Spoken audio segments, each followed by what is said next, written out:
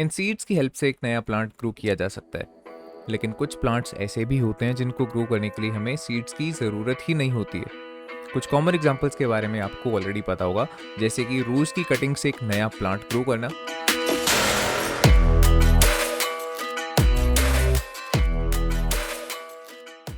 अब जैसे यहाँ पे हमने रोज़ की स्टेम को यूज़ किया है एक नया प्लांट ग्रो करने के लिए, कुछ ऐसे प्लांट्स भी हैं जिस केस में हम उसकी रूट्स या फिर इवन उसके लीव्स को यूज़ करके एक नया प्लांट ग्रो कर सकते हैं without using any kind of seeds. है ना ये इंटरेस्टिंग? इस प्रोसेस को बोला जाता है वेजिटेटिव प्रोपगेशन एंड इस वीडियो में हम इसको डिटेल में स्टडी करने वाले हैं। Let's start the video. तो जैसा कि हमने कहा कि वेजिटेटिव रिप्रोडक्शन में या वेजिटेटिव प्रोपगेशन में, बाय द वे आप दोनों टर्म्स को यूज़ कर सकते हो इंटरचेंजेबली। वेजिटेटिव रिप्रोडक्शन में या वेजिटेटिव प्रोपगेशन में हमको सीड्स की रिक्वायरमेंट नहीं रहती है। इट क्लियरली मीन्स ये किस तरह का मोड ऑफ रिप्रोडक्शन है। It is asexual mode of reproduction. Asexual इसीलिए बिकॉज यहाँ पे सीड्स की रिक्वायरमेंट नहीं है, बिकॉज जो सीड्स होते हैं वो बनते ही फर्टिलाइजेशन के बाद हैं, या जो मेल और जो फीमेल गैमेट है जब तक वो फ्यूज़ नहीं होंगे सीड की फॉर्मेशन नहीं होगी, isn't it? So that's why vegetative propagation एक किस तरह का मोड ऑफ रिप्रोडक्शन है, ये असेक्सुअल मोड ऑफ रिप्रोडक्शन है। तो जैसा कि ब्रीफ में आपको ऑलरेडी बता चुका हूँ कि वेजिटेटिव प्रोपगेशन में एक नया प्लांट या तो रूट से या स्टेम से या फिर लीफ से ग्रो होता है, ठीक है। लेकिन क्या लीफ का या स्टेम का या रूट का कोई भी पर्टिकुलर हिस्सा चलेगा, या कोई खास उसका हिस्सा रहेगा जहाँ से एक नया प्लांट ग्रो करेगा? ये इस चीज़ को समझना बहुत ज़रूरी है, ठीक है। And answer is yes. कोई भी हिस्सा नहीं, उसका भी कोई पर्टिकुलर एक खास हिस्सा है जहाँ से एक नया प्लांट ग्रो करने वाला है। देखो, जैसे सेक्सुअल रिप्रोडक्शन में जितनी इंपॉर्टेंस कह लो आप सीड्स की होती है ना, जैसे आप सीड्स की हेल्प से एक नया प्लांट ग्रो कर रहे हो, सिमिलरली यहाँ पे वेजिटेटिव प्रोपगेशन में उतनी ही इंपॉर्टेंस किस चीज़ की होती है? बर्ड्स की होती है। अब जो बर्ड्स हैं वो स्टेम पर भी प्रेजेंट हो सकती हैं, वो किसी पर्टिकुलर प्लांट के रूट पर भी प्रेजेंट हो सकती हैं, एंड किसी पर्टिकुलर केस में उस प्लांट के लीफ पर भी प्रेजेंट हो सकती हैं। इस बर्ड्स की हेल्प से ही एक नया प्लांट ग्रो करेगा। ये वो साइट है, ये वो जगह है जहां से नया प्लांट ग्रो करने वाला है। अब इस चीज़ को समझाने के लिए मैं आपको एक सिंपल सी एग्जांपल देता हूँ। लेट्स से आपके घर में एक प्लांट है जिसकी स्टेम को आप कट कर लेते हो सो दैट एक नया प्लांट ग्रो आप कर सको, ठीक है, by the means of vegetative reproduction. Then आप क्या करते हो, उस कटी हुई स्टेम को कहीं जाके मिट्टी में लगा देते हो। देन उस मिट्टी को प्रॉपर वाटर देते हो, ठीक है। लेट्स से उस मिट्टी में न्यूट्रिएंट्स अच्छे खासे हैं, आपने खाद मिला रखी है प्रॉपरली, एंड जो भी कंडीशन चाहिए होती हैं किसी भी प्लांट को प्रॉपर ग्रो होने के लिए वो सारी फुलफिल हो रही हैं, राइट। मिट्टी का पीएच वगैरह सही है, लेट्स से जो कट करके आपने स्टेम लगाई है उसको सही अमाउंट में सनलाइट मिल रही है। सब कुछ होने के बावजूद क्या ज़रूरी है कि वहाँ जो आपने स्टेम को कट करके लगाया है वहाँ से एक नया प्लांट ग्रो करेगा, या जो स्टेम है वो फर्दर ग्रो करेगी, वो रूट्स निकालेगी नीचे से? द आंसर इज़ नो, ठीक है। बिकॉज जब तक उस कटी हुई स्टेम में बर्ड्स नहीं प्रेजेंट होंगी तब तक वहाँ से रूट्स नहीं निकलने वाली हैं, ठीक है। बिकॉज बर्ड्स जहाँ जहाँ पर प्रेजेंट होंगी, राइट, जो हिस्सा बर्ड्स वाला मिट्टी के अंदर दबा होगा, जहाँ उसको मॉइस्चर मिलेगा, थोड़ा सा वार्मथ मिलेगी, गर्मी मिलेगी, ठीक है, वहाँ से वो नई रूट्स को क्या करेगी? निकालने वाली है। अगर जो आपने स्टेम लगाई है मिट्टी में उसके अंदर कोई बर्ड्स ही प्रेजेंट नहीं होंगी ना, देन जो मर्जी आप करते रहो, जैसा मर्जी उसको पानी देते रहो, सनलाइट मिल रही है, सभी उसके पास न्यूट्रिएंट्स हैं, लेकिन तब भी वो फर्दर ग्रो नहीं करने वाला। वहाँ से आपको रूट्स निकलती हुई नज़र नहीं आने वाली हैं, ठीक है। अब वेजिटेटिव प्रोपगेशन क्या होता है बेसिकली आप समझ चुके हो, इसलिए अपनी लैंग्वेज में भी या फिर कुछ इस तरह से आप इजीली इसको डिफाइन कर सकते हो that in this mode of reproduction new plants are obtained from the parts of the old plants, and specifically कौन से parts? Stem, roots and leaves, and yes, this line is also very important, without the help of any reproductive organs। that means यहाँ पे हमने seeds की involvement बिल्कुल भी नहीं की है, ठीक है। हमने यहाँ पे सीड्स को यूज़ नहीं किया। जो सीड्स होते हैं वो रिप्रोडक्टिव ऑर्गन्स हैं, ओके। अगर हम सीड्स की हेल्प से एक नया प्लांट ग्रो कर रहे हैं तो वो वेजिटेटिव प्रोपगेशन के अंडर नहीं आएगा, इवन वो असेक्सुअल रिप्रोडक्शन के अंडर भी नहीं आएगा, वो हो जाएगी वहाँ पे सेक्सुअल रिप्रोडक्शन। इस चीज़ का आपको बस ध्यान रखना है यहाँ पे। अब जो ये वेजिटेटिव प्रोपगेशन है इसको अगर हमने क्लासीफाई करना हो तो इसकी दो क्लासिफिकेशंस बनती हैं। The first one is the natural propagation and the second one is the artificial propagation. नाम से ही देखो क्लियर है। नेचुरल प्रोपगेशन जो खुद से हो, इसमें ह्यूमंस की कोई खास इन्वॉल्वमेंट नहीं है। Artificial propagation on the other hand, ये अपने आप बिल्कुल नहीं हो सकती। इसमें हम कुछ ऐसे स्टेप्स लेते हैं जिससे नया प्लांट ग्रो होता है, ठीक है। इसके बारे में फ़िलहाल खास बात नहीं करेंगे। पहले नेचुरल प्रोपगेशन के बारे में हम डिस्कस करने वाले हैं। नेचुरल प्रोपगेशन जो खुद से हो रही है, 3 स्टेप्स, अगेन वही, थ्रू लीफ बड्स या स्टेम या रूट्स, ठीक है। अब यहाँ पे उसकी एग्जांपल्स दी हुई हैं, कौन सा ऐसा प्लांट है जिसमें लीफ बर्ड्स के थ्रू नया प्लांट ग्रो होगा या लीफ बर्ड्स के थ्रू प्रोपगेशन होगी, that is the Bryophyllum.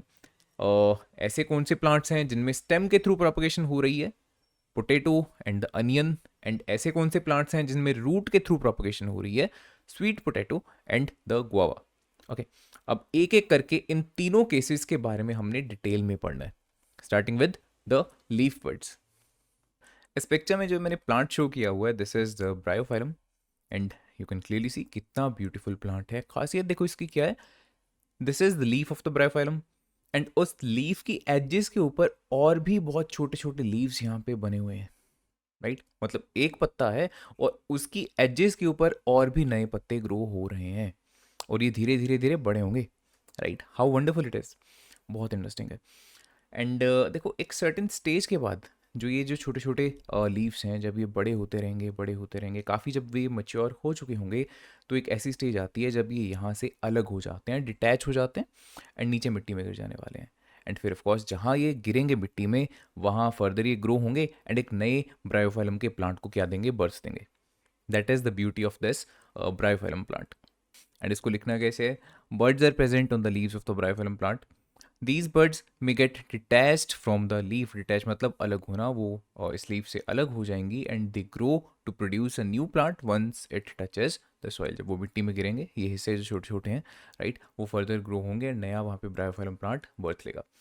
This much information is enough for vegetative propagation by the leaf birds, right? By the way, additional information, जो ये Bryophyllum का plant होता है, आपने देखा लीफ पर तो इसके ऊपर बर्ड्स प्रेजेंट है ही हैं, लेकिन इसके अलावा जो इसका स्टेम होता है वहाँ पर भी बर्ड्स प्रेजेंट होती हैं। दैट मीन्स जो ये ब्रायोफाइलम का प्लांट है, लीव्स के अलावा बाय स्टेम भी क्या कर सकता है, वेजिटेटिव प्रोपगेशन के थ्रू रिप्रोडक्शन कर सकता है। ब्रायोफाइलम के अलावा एक और ऐसा प्लांट, बहुत ही कॉमन प्लांट, जो थ्रू स्टेम क्या करता है, वेजिटेटिव प्रोपगेशन करता है, that is potato. Okay, potato को अगर आप ध्यान से देखोगे, किसी भी आलू को ध्यान से देखोगे, तो इसके ऊपर कुछ इस तरह की आपको स्ट्रक्चर्स नजर आएंगी। स्कार्स होते हैं, या उनको कॉमन जो लैंग्वेज में आईज बोला जाता है, राइट, वो नजर आएंगी। एज यू कैन सी, जो पार्ट्स मैंने इंसर्कल किए हैं, they are the eyes of the potato, और scars of the potato, they are the actual buds. इन पॉइंट्स को हम बर्ड्स बोल रहे हैं। When a potato tuber is planted in the soil, जब आप इस आलू को क्या करोगे, मिट्टी में लगाते हो, then the various birds start sprouting to form new plants. ठीक है, थोड़े दिन में ही आप देखोगे कि वो बर्ड्स जो हैं वो स्प्राउट करके नए प्लांट्स वहाँ पे ग्रो होने शुरू हो जाएंगे उन पर्टिकुलर बर्ड से या उन पर्टिकुलर आइज से। It is not necessary to plant the whole potato tuber, by the way. ठीक है, आप क्या कर सकते हो, इस पूरे आलू को लगाना ज़रूरी नहीं है मिट्टी में, उसको छोटे छोटे हिस्सों में काट लो, जैसे इस पिक्चर में मैंने शो किया, राइट। यहाँ से लेट से कट कर लिया, यहाँ से नया प्लांट ग्रो करेगा, देन यहाँ से भी आप देख रहे हो नया प्लांट ग्रो कर सकता है। ठीक है, यहाँ से भी पॉसिबल है कि एक नया प्लांट ग्रो कर जाए, कुछ इस तरह से। मतलब एक पोटैटो को ही आप मल्टीपल पार्ट्स में इस तरह से कट करो कि हर पार्ट पर एटलीस्ट एक बड या एक आई वहाँ पे प्रेजेंट हो। ठीक है, तो इस तरह से आप एक पोटैटो से स्टार्ट करके मल्टीपल पोटैटोज को ग्रो कर सकते हो। अच्छा, यहाँ पे ध्यान रखना, काफ़ी बच्चों को कन्फ्यूजन रहती है कि जो ये आलू है, ये स्टेम कैसे हो गया, ये तो मिट्टी के नीचे ग्रो होता है, अंडरग्राउंड होता है, तो ये रूट नहीं होना चाहिए। हम्म, मिट्टी के नीचे होता है ना वो। सो द आंसर इज कि ऑल्दो वो अंडरग्राउंड ग्रो होता है, but still it is a stem, it is not a root. ठीक है, बिकॉज उसके देखो पर्टिकुलर करेक्टरिस्टिक्स होते हैं कि ऐसे ऐसे करेक्टरिस्टिक्स वो फॉलो करेगा तो उसको रूट कंसिडर करेंगे, इस तरह के करेक्टरिस्टिक्स होंगे तो वो स्टेम होगा। इस वीडियो में बहुत ज़्यादा डिटेल में इसके बारे में हम बात नहीं करने वाले, टॉपिक से बहुत हट जाएंगे अदरवाइज। अगर आप चाहते हो, do let me know in the comment section, अलग से मैं एक शॉर्ट वीडियो उसके ऊपर बना देने वाला हूँ। ठीक है, बट रिमेंबर दिस, कन्फ्यूज़ नहीं होना है, पोटैटो ऑल्दो मिट्टी के नीचे होता है, but still it is not a root, it is a stem. Okay, root की जब हम बात करेंगे तो एग्जांपल आएगी स्वीट पोटैटो की, ऑल्दो ये भी मिट्टी के नीचे ग्रो होता है। ठीक है, सो इस वजह से इन दोनों को आपको याद रखना है आपस में कंपेयर करके, potato is a stem, sweet potato is a root. Okay, so sweet potato के बारे में हम बात करते हैं। The roots of some plants serve as storage organ by becoming swollen. ठीक है, ये एक स्टोरेज के तौर पे काम कर रही है, इस वजह से इतनी स्वॉलन रहती है ये। Such type of roots are known as the tuberous roots. By the way, आलू जो है it is also a tuber, but ये ट्यूबरस स्टेम में आएगा। ठीक है, अगर आपसे 1 मार्क में डायरेक्टली भी मैं पूछ लूँ what is example of tuberous stem, तो एग्जाम्पल आ जाएगी पोटैटो की। अगर हम बात करेंगे ट्यूबरस रूट की तो एग्जाम्पल आ जाएगी स्वीट पोटैटो की। These roots along with the storage also act as vegetative propagative units. That means जो शकरकंदी की रूट्स हैं इनके दो फंक्शंस हैं, पहला तो फूड स्टोरेज के तौर पे काम करना and secondly vegetative propagation. That means नए प्लांट्स को बर्थ देना। बिकॉज देखो जो शकरकंदी है इसको ग्रो करने का सबसे जो ईजी तरीका होता है वो यही है, एक आप ट्यूबलेस रूट लो इसकी, राइट, उसके ऊपर आप देखोगे बहुत सारी बर्ड्स प्रेजेंट होंगी। इसको आपको क्या करना है, मिट्टी में लगा देना है ना, खोद के, एंड आफ्टर सर्टन डेज आप क्या देखोगे, कुछ इस तरह का आपको नज़र आएगा, बहुत सारे, दैट मीन्स जो न्यू शकरकंदी है, न्यू स्वीट पोटैटोज हैं वहाँ पे ग्रो हो चुके होंगे। ठीक है, so this is nothing but the vegetative propagation by roots.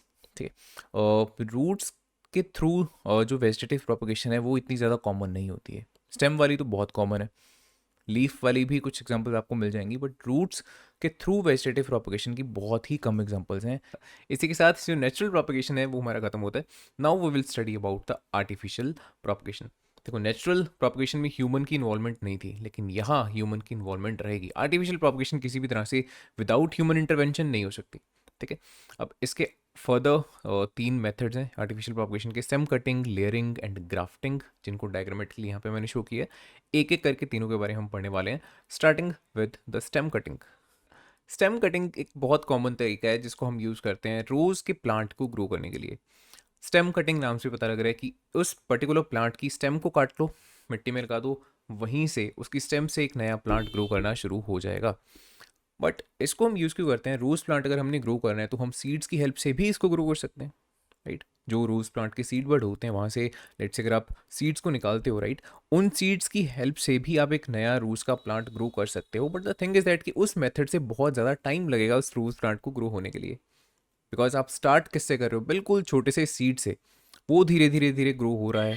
पहले वो स्टेम निकालेगा, राइट, फिर फर्दर उसकी शूट्स निकलेंगी, देन कभी जाके बहुत जब वो ग्रो हो चुका होगा वो फ्लावर्स देगा। So it will take quite a lot of time. ठीक है, अगर हमको फास्ट बहुत जल्दी क्या फ्लावर्स चाहिए रोज़ के, हम चाहते हैं कि जो हमारा रोज़ का प्लांट है बहुत जल्दी ग्रो हो जाए, तो हम इस मेथड को यूज़ करेंगे, स्टेम कटिंग को। ठीक है, हम दैट मीन्स सीड्स को यूज़ नहीं करेंगे because it is vegetative propagation, right, ये असेक्सुअल मोड ऑफ रिप्रोडक्शन। अगर हमने सीड्स को ही यूज़ कर लिया तो वो तो सेक्सुअल रिप्रोडक्शन का मेथड हो जाएगा, राइट। हम सीड्स को यहाँ पे नहीं यूज़ करने वाले हैं, हम डायरेक्टली क्या करेंगे, रोज़ प्लांट की जो स्टेम है उसको कट करेंगे एंड डायरेक्ट उस स्टेम को मिट्टी में लगाने वाले हैं। बट रिमेंबर जो चीज़ हमने पहले बोली थी, बर्ड्स की रिक्वायरमेंट वहाँ पे बहुत ज़रूरी है, राइट। आप जब कटिंग करोगे तो आप देखोगे वहाँ पे जो पॉइंट्स हैं जहाँ से लेट से नई शूट्स निकली होंगी ना, उनको आप कट कर दो एंड देन उस स्टेम को आप मिट्टी में लगाओगे। उस स्टेम में बेसिकली कुछ बर्ड्स प्रेजेंट होनी चाहिए, अगर तो ऐसा रहेगा देन आपका जो मेथड है स्टेम कटिंग का वो सक्सेसफुल हो सकता है। लेकिन अगर आपने कुछ इस तरह से उस स्टेम को कट किया है कि उसके ऊपर कोई बर्ड प्रेजेंट नहीं है, राइट, या कह लो स्टेम के ऊपर बर्ड प्रेजेंट थी ज़रूर लेकिन वो मिट्टी के बिल्कुल ऊपर है, उसको मॉइस्चर नहीं मिल रहा, उसको वार्मथ नहीं मिल रही, तो कोई फ़ायदा नहीं उस चीज़ का। मिट्टी के अंदर थोड़ा सा स्टेम का ऐसा पार्ट होना चाहिए जिसके ऊपर कुछ बर्ड्स प्रेजेंट हों, ठीक है, सो दैट वो वहाँ से रूट्स निकाल सके। सो सिंपल से इसका ये मेथड होता है। So the stem is use to grow a whole new plant similar to the parent plant. इसका ये भी एक बेनिफिट है, जो नया प्लांट होगा वो काफ़ी हद तक सिमिलर होगा अपने पेरेंट प्लांट के जैसे, right. The stem section should be free of the disease and the paste. ये तो है ना, जो स्टेम आप काट रहे हो उसको कोई डिजीज नहीं होनी चाहिए, बिकॉज हमने अभी बोला वो सिमिलर होगा पेरेंट प्लांट के जैसे। अगर लेट से जो स्टेम आपने यूज़ करी है उसको डिजीज हैं, तो लेट से अगर किसी तरह से ग्रो हो भी जाता है वो प्लांट, जो भी नया प्लांट ग्रो होगा उसके ऊपर भी आपको वही डिजीजेज मिलेंगी। The stem should have some buds on it. अगर बर्ड्स नहीं होगी तो ग्रोथ नहीं देखने को मिलेगी। The removed stem is planted in a pot having soil which grows into a new plant. So काफ़ी सिंपल सी इसकी एक्सप्लेनेशन है, बहुत फास्ट तरीका ये वेजिटेटिव प्रोपगेशन का। आर्टिफिशियल प्रोपगेशन का जो दूसरा मेथड है that is the grafting. Grafting बहुत ही इंटरेस्टिंग मेथड है। इसमें देखो डायग्रामेटिकली पहले दो अलग अलग प्लांट्स से हमने स्टेम लिए, राइट, और दोनों को इस तरह से जोड़ दिया, कंबाइन कर दिया। फर्स्ट ऑफ ऑल हम क्या करते हैं, पहले एक किसी पर्टिकुलर प्लांट या किसी पर्टिकुलर ट्री की एक स्टेम को लिया, बहुत बारीक सा जो स्टेम होगा वो हम लेंगे, ठीक है। लेट से कुछ इस तरह से कोई एक स्टेम है, उसको हमने नाइफ की हेल्प से कट कर लेना है कुछ इस तरह से कि एक एंड से वो क्या हो, कुछ ऐसा हो, शार्प हो, ओके। जो ये ऊपर वाला पार्ट है मैं उसकी बात कर रहा हूँ। देन एक और जो प्लांट रहेगा, दूसरा प्लांट रहेगा जिसके साथ इसको ज्वाइन करना है, ठीक है, जो नीचे वाला पार्ट है उसके ऊपर भी आप देख रहे हो कुछ इस तरह से वी शेप में हमने कट लगाया है, सो दैट इसको उसके अंदर वहाँ पे ज्वाइन किया जा सके, राइट। देन इस तरह से कुछ हम ज्वाइन करके उसको अच्छे से कवर कर देते हैं वैक्स की हेल्प से या पॉलीथीन वगैरह की हेल्प से, सो दैट उसके अंदर जो मॉइस्चर है ना वो बना रहे, ठीक है। देन आफ्टर सम टाइम आप देखोगे वो दोनों जो प्लांट्स हैं, ऑल्दो आपने अलग अलग प्लांट से वो स्टेम्स को लिया था, लेकिन स्टिल आफ्टर सम डेज वो दोनों एक दूसरे के साथ जुड़ जाएंगे। एक तरीके से जो उनके जख्म है या उनके घाव है वो भर जाने वाले हैं, ठीक है, सिंपल भाषा में अगर हम बात करें तो, ठीक है। सो बेसिकली वो दोनों जुड़ जाएंगे एक दूसरे के साथ एंड सिंगल स्टेम वो वहाँ पे बन जाने वाला है। लेकिन ऐसा कर क्यों रहे हैं इसकी भी बात कर लेते हैं, right. What is the benefit of grafting? देखो कई बार होता है किसी प्लांट में आपको कुछ खास तरह के करेक्टरिस्टिक्स चाहिए जो उसमें नहीं है इस टाइम पे, तो उस करेक्टरिस्टिक्स को कैसे लाओगे? उनको ट्रेन तो आप कर नहीं सकते प्लांट को। लेट से कोई पर्टिकुलर प्लांट है वो बहुत ज़्यादा फ्रूट्स नहीं दे रहा है, तो कैसे आप उसको मोटिवेट तो कर नहीं सकते, right. There is no other way कि जिसकी हेल्प से वो अचानक से लेट से फ्रूट्स देना शुरू कर दे। लेट से आप अपनी तरफ से सब कुछ कर रहे हो, वाटर दे रहे हो, धूप उसको मिल रही है, न्यूट्रिएंट्स उसको मिल रहे हैं, लेकिन still due to some reason वो पर्टिकुलर प्लांट जो है वो इतने ज़्यादा फ्रूट्स नहीं दे रहा है। On the other hand let से आपके गार्डन में हो सकता है किसी एक स्पीसीज़ के दो प्लांट्स हैं, राइट, दोनों को इक्वल तरह की आप केयर दे रहे हो, लेकिन still due to some reason उनमें से एक जो प्लांट है वो बहुत अच्छे फ्रूट्स दे रहा है, दूसरा नहीं दे रहा। तो ऐसे केस में आप क्या करते हो? आपको ऑफ कोर्स इस केस में क्या होगा, क्या जो डिजायर्ड करेक्टरिस्टिक है वो क्या है कि आपको ज़्यादा से ज़्यादा फ्रूट्स मिल सकें, इजंट इट। तो आप क्या करोगे? देखो इस केस में फर्स्ट ऑफ ऑल जो नीचे वाला पार्ट है ये वो वाला पार्ट है जो अच्छे फ्रूट्स नहीं दे रहा, उसके ऊपर दूसरी स्टेम आप यहाँ पे ज्वाइन करने वाले हो। ये जो दूसरी स्टेम है जो हमने यहाँ पे लगाई है कट करके कुछ इस तरह की शेप में, राइट, ऊपर वाला पार्ट जो है ये वो पार्ट होगा जो डिजायर्ड करेक्टरिस्टिक्स वाला पार्ट है, राइट। दैट मीन्स ये आपने जो स्टेम है ये उस प्लांट से लिया है जो अच्छे फ्रूट्स दे रही है। फर्स्ट ऑफ ऑल ये आपको क्लियर होना चाहिए। अच्छा, इसके साथ दो टर्म्स हैं जो आपको यहाँ पे पता होनी चाहिए, बिकॉज यहाँ पे देखो हमने दो अलग अलग प्लांट से दो स्टेम्स को ज्वाइन किया है, इसलिए दोनों को नाम देना बहुत ज़रूरी है। ऊपर वाला जो पार्ट होता है that is called the scion, SCION, and जो नीचे वाला पार्ट रहता है जिसमें रूट्स प्रेजेंट होंगी that is called the stock, STOCK। So this is the stock, ठीक है। एक स्टॉक के ऊपर दैट मीन्स आपने एक साइन को ज्वाइन किया एंड आफ्टर सम डेज वो बिल्कुल अच्छे से हील होके एक ही स्टेम में कन्वर्ट हो जाने वाला है। अनदर क्वेश्चन जो आपको यहाँ पे पता होना चाहिए, बेसिकली साइन किस तरह का आप कंसिडर करोगे, स्टॉक किस तरह का? जो डिजायर्ड करेक्टरिस्टिक वाला प्लांट है उसको आप दैट मीन्स साइन की तरह यूज करोगे या स्टॉक की तरह? द आंसर इज उसको आप साइन की तरह यूज करोगे, ठीक है। नीचे आप वो वाला प्लांट ले लोगे जिसके अंदर वो डिजायर्ड करेक्टरिस्टिक्स नहीं थे, जो लेट से अच्छे से फ्रूट्स नहीं दे रहा था, उसको आपने स्टॉक की तरह यूज किया। उसका काम सिर्फ ये रहेगा, बिकॉज उसके अंदर रूट्स तो प्रेजेंट है, ठीक है। सो स्टॉक का काम सिर्फ ये रहेगा कि वाटर एंड मिनरल प्रोवाइड करना उस प्लांट को, दैट्स इट। साइन हम उस तरह का यूज़ करेंगे जिसके अंदर वो डिजायर्ड करेक्टरिस्टिक्स प्रेजेंट हैं। दैट मीन्स जो ऊपर वाला पार्ट है लेट से वो हमने उस प्लांट से यूज़ किया है जो डिजायर्ड करेक्टरिस्टिक्स, दैट मीन्स उस तरह के फ्रूट्स वो दे रहा था। ज़रूरी नहीं फ्रूट्स में सिर्फ एक एग्जांपल दे रहा हूँ, कोई भी पर्टिकुलर करेक्टरिस्टिक हो सकता है जो आपको डिजायर्ड है इसमें, उसको आप साइन की तरह यूज़ करोगे। और जो नीचे दूसरा प्लांट है जिसके अंदर वो डिजायर्ड करेक्टरिस्टिक्स नहीं है उसको आप स्टॉक की तरह यूज़ कर लोगे, दैट्स इट।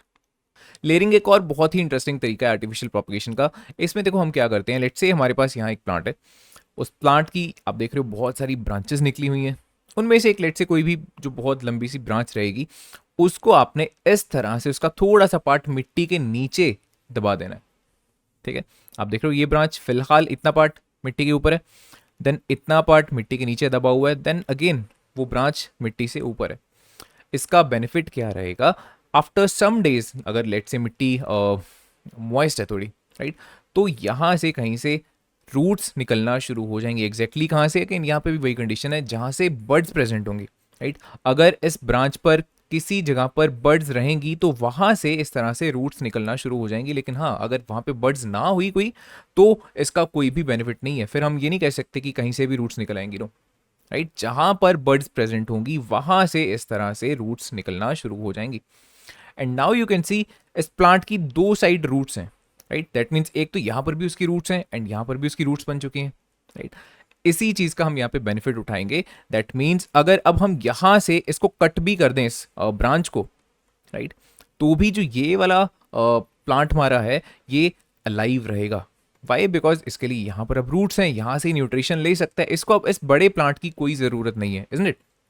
दैट मीन्स अगर मैं यहाँ से इसको कट भी कर देता हूँ इस ब्रांच को, I will have this plant जो हमारा पेरेंट प्लांट है ये तो प्रेजेंट है ही, सेकेंडली उसके बाजू में यहाँ पर मेरे पास एक और प्लांट मिल जाएगा। ऑफकोर्स उसके बाद अगर हम चाहें तो इस छोटे वाले प्लांट को कहीं और ट्रांसप्लांट भी कर सकते हैं, कहीं और लगा सकते हैं यहाँ से निकाल के, राइट। बट वो बात की बात है, मेन चीज़ ये है कि हमने स्टार्ट किया था एक प्लांट से, सिंगल प्लांट से, लेकिन अब हमारे पास दो अलग अलग प्लांट्स मिल चुके हैं, लेकिन हमने सीड्स को बिल्कुल यूज़ नहीं किया यहाँ पे। दैट मीन्स अगेन यहाँ पे भी ये भी असेक्सुअल रिप्रोडक्शन का एक पार्ट है। Okay, so this was the layering. ये कुछ कॉमन एग्जाम्पल्स हैं जिन प्लांट्स के लिए जो ये लेयरिंग मेथड है इसको काफ़ी कॉमनली यूज़ किया जाता है, that is the jasmine, lemon, guava and the strawberry. This is a previous year question. What is vegetative propagation and state two advantages and two disadvantages of this method. First of all, हम इसको define करेंगे किस तरह से। Vegetative propagation is a method in which new plants are obtained from the parts of the old plant, stem, roots या leaves, जैसा कि हमने पढ़ा था, without the help of any reproductive organs. Right, ये सिंपल सी इसकी डेफिनेशन हो जाएगी। एडवांटेजेस क्या होंगे वेजिटेटिव प्रोपगेशन के? First one, large number of plants can be obtained in a short interval of time. बहुत जल्द हम बहुत सारे प्लांट्स ग्रो कर सकते हैं using this method. For example let's say हम लेयरिंग को ही ले लेते हैं, राइट। कहाँ हम एक बीज से स्टार्ट करके एक प्लांट उगाते, यहाँ हमने ऑलरेडी एक ग्रोन प्लांट की ब्रांच से स्टार्ट करके एक नया प्लांट ग्रो किया। ऑफकोर्स इसमें बहुत ही कम टाइम लगने वाला है, ठीक है। Second one, propagation of the seedless plants is made possible. Let's say कोई ऐसा प्लांट है जिसके सीड्स नहीं है, तो उसको कैसे उगाओगे आप? वेजिटेटिव प्रोपगेशन से उगा सकते हैं, राइट। ये उसका एक बेनिफिट है। अब जैसा हमें पता ही है कोई भी मेथड 100% परफेक्ट नहीं होता, अगर उसकी कुछ ना कुछ एडवांटेजेस हैं तो कुछ ना कुछ डिसएडवांटेजेस भी जरूर रहेंगे। तो इसकी क्या डिसएडवांटेजेस हैं? First one, no genetic variation, that means less adaptability to the environment. Of course जब हम पेरेंट प्लांट से ही एक नया प्लांट ग्रो कर रहे हैं तो ऑलमोस्ट कह सकते हो जो आप नया प्लांट ग्रो कर रहे हो वो एक तरह का क्लोन होगा पेरेंट प्लांट का, ठीक है। जैसा कि हमने लेट्स से लेयरिंग में किया या ग्राफ्टिंग में किया या स्टेम कटिंग में किया, लेट्स से आप रोज की कटिंग से एक नया प्लांट ग्रो कर रहे हो, तो जैसा इसके कह लो कैरेक्टरिस्टिक्स होंगे ना पेरेंट प्लांट की, वैसे ही कैरेक्टरिस्टिक्स आपको जो नया प्लांट आप ग्रो कर रहे हो उसके होंगे। दैट मीन्स कोई खास उसमें जेनेटिक वेरिएशन आपको नहीं देखने को मिलेगी। पहली डिसएडवांटेज ये आप बोल सकते हो। Second point, the disease of the plants gets transferred to the offsprings. अगर आप एक नया प्लांट ग्रो कर रहे हो इस मेथड से, तो अगर पेरेंट प्लांट किसी पर्टिकुलर टाइप की डिजीज से सफर कर रहा है, there is very high probability कि जो आप नया प्लांट ग्रो करोगे वो भी उस डिजीज से सफ़र करेगा। So these were some points जो अक्सर एग्जाम में पूछे जाते हैं, ये आपको अच्छे से याद कर लेने हैं। इसी के साथ ये हमारा जो टॉपिक है वेजिटेटिव प्रोपगेशन का फुल फ्लेज्ड कंप्लीट होता है। इसके बाद अगली वीडियोस में हम कंटिन्यू करने वाले हैं सेक्सुअल रिप्रोडक्शन को, राइट। अगर आपको ये वीडियो पसंद आई हो, इस वीडियो को लाइक जरूर करना, अपने दोस्तों के साथ शेयर करना, और खास तौर पे अगर आप इस चैनल पर नए हो, इस चैनल को सब्सक्राइब करना मत भूलना। Thanks for watching.